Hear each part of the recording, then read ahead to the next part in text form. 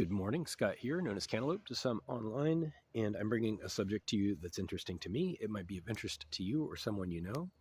It is June 1st, 2025, and I want to talk to you about profiling. Not racial profiling necessarily, but I guess that's part of it. More along the ideas of prejudgment, categorizing, grouping people, sticking labels on them. Labels, if you've heard of labels.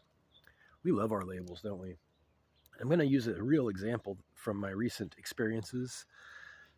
I heard someone refer to a story, and the story itself isn't relevant, but the way that they describe the people in the story is exactly what I'm talking about.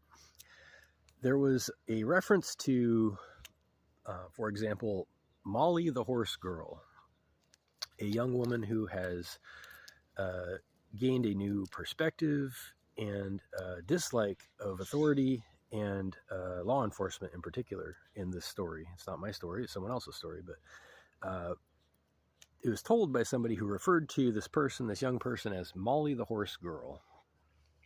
And I'm going to take that apart just in a few minutes. So here's the problem.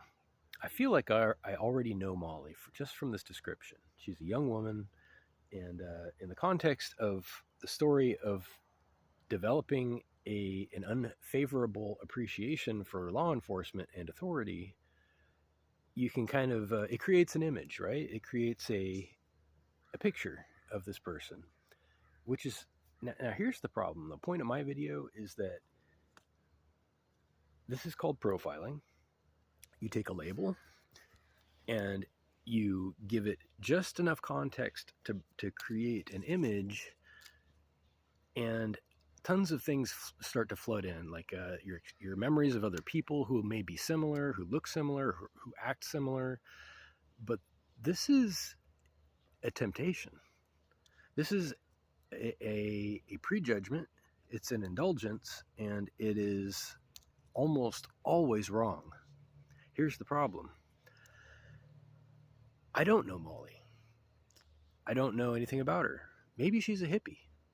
Maybe she's a Democrat or a Republican. Maybe she's a vegetarian. Maybe she's nothing like what I expect. And she most certainly isn't what I expect. But I've already got a picture in my mind. I've decided who she is, haven't I? Just based on this one label alone, this one profile. It's very easy to do. It is very easy to profile people, to stick a label on them and assume that everything else that label happens to connect with must also be true in this case. But that's a disservice to Molly, isn't it? It's a disservice to myself if I'm anticipating something about Molly that isn't true. And this is just one example. So I'm going to wrap up the video. It's over 3 minutes. So Molly is an example, it's a metaphor for how we look at the world, how I choose to, I'll speak for myself, how I look at the world. I have to resist the temptation to oversimplify things, to make them symbolic, to profile and prejudge. This is really the root of all bad racism.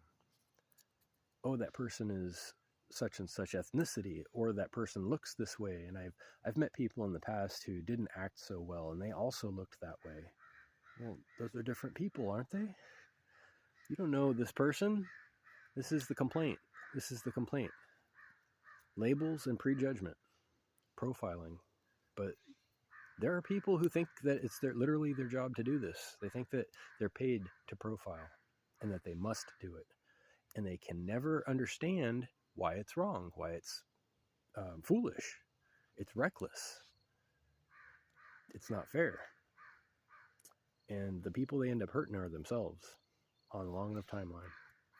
Anyway, it's called due process, due diligence, and due respect, really, to check your facts and get to know someone, right?